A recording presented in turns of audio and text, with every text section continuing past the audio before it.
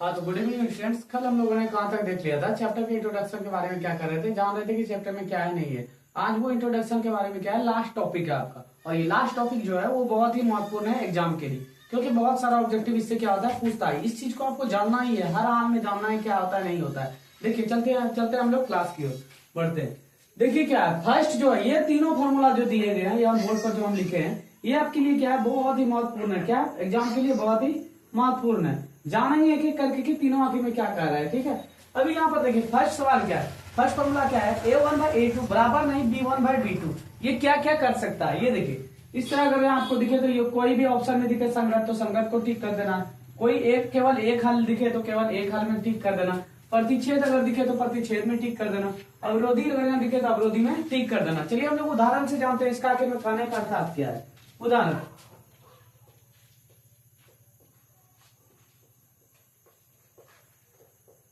देखिए फर्स्ट वाला का बता रहा है a1/a2 बराबर नहीं b1/b2। इसी पे बैठा रहा है ना। तो देखिए मान लीजिए आपके पास कोई दो समीकरण दिया गया है, 2x + 3y बराबर 5 दिया गया है। उसके बाद देखिए क्या दिया गया है, 6x माइनस 4y बराबर 2 दिया गया। ये दो समीकरण आपके पास दिया गया है। अब आपको देखिए हमको सबसे पहले आप इसका व्यापक रूप दो चर वाले व्यापक रूप के फॉर्म में इसको तोड़िए।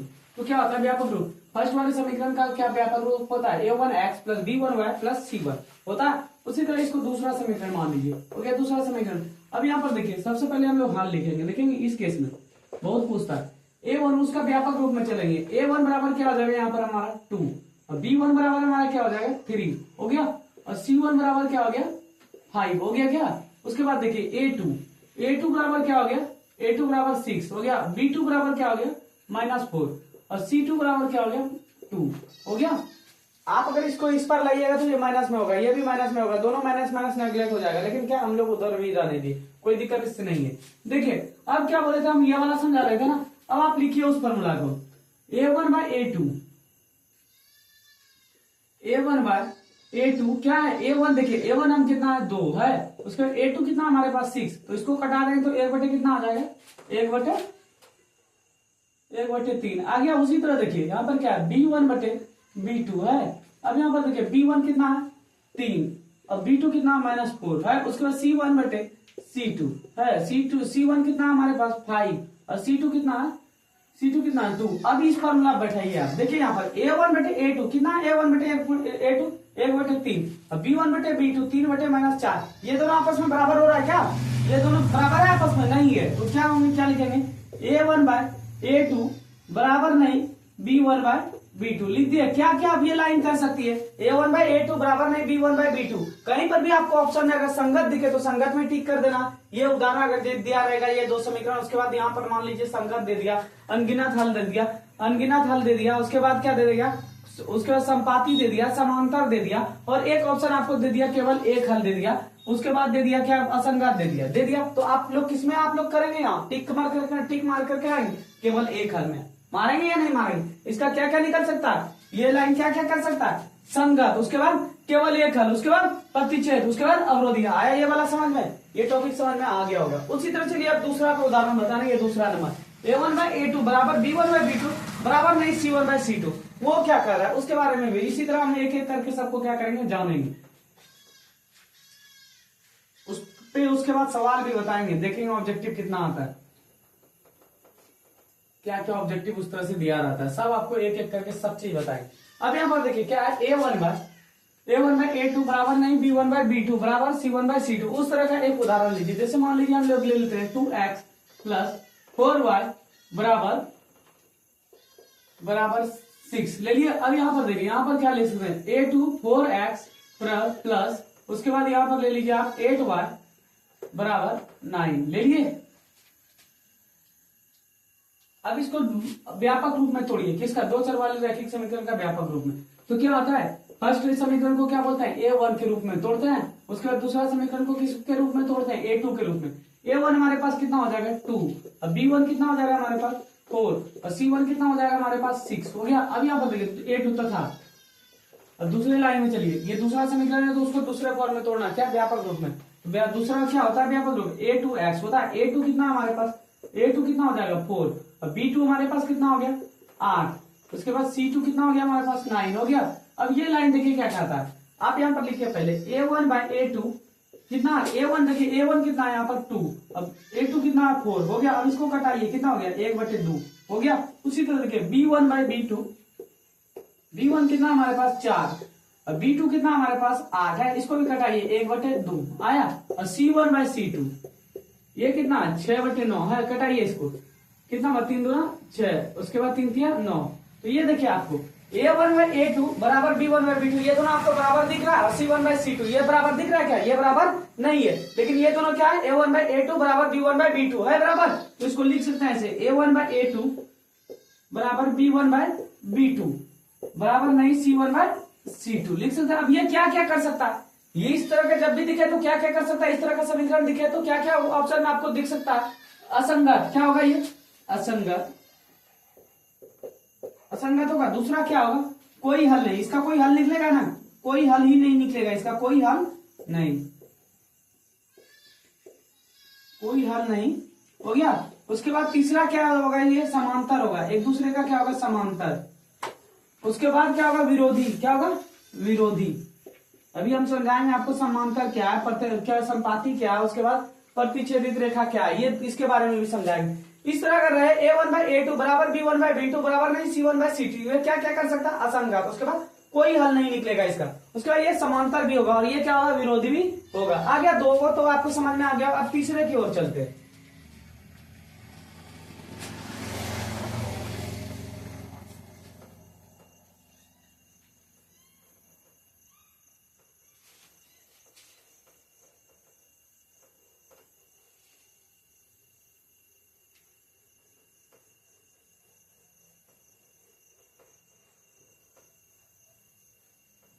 चलिए तीसरा क्या है, तीनों बराबर है तो आप ले लीजिए उदाहरण ले लीजिए 2x प्लस 4y बराबर 3 ले लिए। उसके बाद देखिए 4x प्लस 8y बराबर 6 ले लिए। क्या ये दो समीकरण हमारे पास मान लीजिए दिया गया है, क्या दिया गया दो समीकरण हमको दिया गया। अब इसको देखिए पहले सबसे पहले क्या लिखेंगे हल लिख दिए। हल लिखने के बाद क्या बोले इसको व्यापक रूप में तोड़िए, दो चर वाले रैखिक समीकरण का व्यापक रूप। फर्स्ट समीकरण को किस रूप में तोड़ते हैं a1x plus b1y plus c1 के रूप में तोड़ते हैं। दूसरे समीकरण को किस रूप में तोड़ते हैं a2x plus b2y plus c2 के रूप में तोड़ते हैं। उसी रूप में हमको तोड़ना। फर्स्ट समीकरण में देखिए a1 कितना हो गया हमारे पास a1 2, उसके बाद b1 कितना हो गया हमारे पास 4 और c1 क्या हो गया हमारे पास 3 हो गया। अब a2 तथा दूसरे समीकरण को तोड़िए फिर a2 कितना हो गया हमारे पास 4, उसके बाद B2 कितना हो गया हमारे पास 8 और C2 कितना हो गया हमारे पास 6 हो गया। अब इसको देखिए A1 बाय A2, A1 कितना हमारे पास 2 और A2 कितना है 4, तो इसको जब कटा देंगे तो कितना आ गया 1/2 हो गया। उसका B1 बाय B2, B1 कितना हमारे पास 4 और B2 कितना हमारे पास 8, जब इसको कटा देंगे तो कितना आ जाएगा 1/2 आ गया। उसी तरह C1 बाय C2 हो गया 3/6 है। अब इसको कटाइए 1 कितना हो जाएगा 2। अब ये देखिए आपको कहीं से ये तीनों बराबर दिख रहा है क्या A1 बाय A2 बराबर B1 बाय B2 बराबर C1 बाय C2, ये तीनों बराबर है आपस में। क्या तीनों बराबर है। A1 बाय A2 बराबर इसको लिख सकते हैं B1 बाय B2 बराबर C1 बाय C2। जब ये बराबर हो जाएगा तो क्या क्या करेगा ये संगत भी होगा। क्या होगा संगत भी होगा। उसके बाद इसका अनगिनत हल निकलेगा। इसका हल जितना हो उतना हल निकलेगा। अनगिनत हल मतलब बहुत सारा हल निकलेगा। उसके बाद इसका संपाती क्या होगा ये संपाती। और दूसरा क्या होगा फिर क्या होगा आश्रित। ये क्या आश्रित भी करेगा। आया यहाँ तक तो हमको लग रहा है कि आप लोगों को टॉपिक समझ में आ गया होगा। इसके बाद एक लास्ट टॉपिक बचा है, उसको भी हम समझा ही देते हैं कि दो रेखा आपस में क्या क्या कर सकती है। क्या दो रेखा, जैसे आपको दो लाइन दे दिया, दो रेखा को आपको क्या क्या आप लोग उसका कर सकते हैं, तो ये हम अभी समझा रहे हैं। देखिए अगला टॉपिक क्या है, अगला टॉपिक क्या है दो रेखाएं दो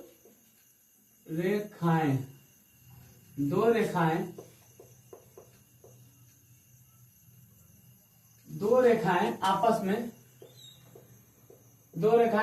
में। अब देखिए दो लाइन आपको दे दिया, दो रेखाएं आपस में क्या क्या कर सकता है ये जानिए। फर्स्ट टॉपिक, फर्स्ट इसका देखिएगा क्या है। दो रेखाएं आपस में क्या हो सकता है। देखिए एक दूसरे का दो को लाइन दे दिया आपको, क्या हो सकता है, ये एक दूसरे का पैरेलल भी हो सकता है। पैरेलल मतलब क्या हो गया, ये समांतर होगा, क्या होगा, ये एक दूसरे का क्या होगा, समांतर, क्या समांतर। और उसके बाद दूसरा देखिए, इसी में दूसरा दो रेखाएं क्या क्या कितना हो गया, कितना केस बना सकता है, दो रेखाएं। और दूसरा क्या हो सकता है पता है, एक दूसरे का प्रतिच्छेद। ऐसे मतलब ये रेखाएं क्या कर सकता है, ये लाइन काट सकता है, काट सकता है। दूसरा क्या हो सकता है, ये कहीं ना कहीं पर बिंदु पर क्या करेगा, एक दूसरे को काट सकता है। तो ये क्या हो गया, प्रतिच्छेद, प्रतिच्छेदित रेखाएं। और क्या केस बना सकता है,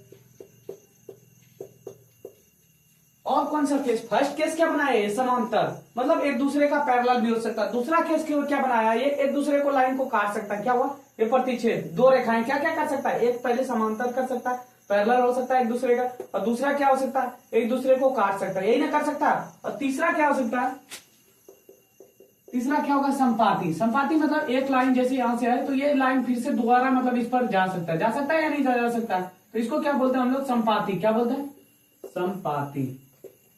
और इससे ज्यादा भी केस ये कुछ कर सकता है क्या, अब इससे ज्यादा केस दो रेखाएं कुछ भी नहीं कर सकता है। दो रेखाएं इतना ही, ये तीन ही केस बना सकता है। क्या क्या कर सकता है, एक दूसरे का पैरेलल हो सकता है, उसके बाद एक दूसरे को प्रतिच्छेद कर सकता है, और तीसरा क्या कर सकता है, संपाती। क्या कर सकता है, संपाती। आया, यहां तक हमको लग रहा है आज का टॉपिक क्या है, यहीं तक है। तो ये क्या हो गया, आज चैप्टर का पूरा परिचय हम लोग जान लिए, 3 दिन लगा हम लोगों को जानने में। तो क्या क्या धीरे धीरे हम लोग पूरा जान चुके हैं। पूरा वीडियो पहले पीछे भी दे दिए हम, चैप्टर परिचय के बारे में हम लोग क्या कर दिए, बता दिए।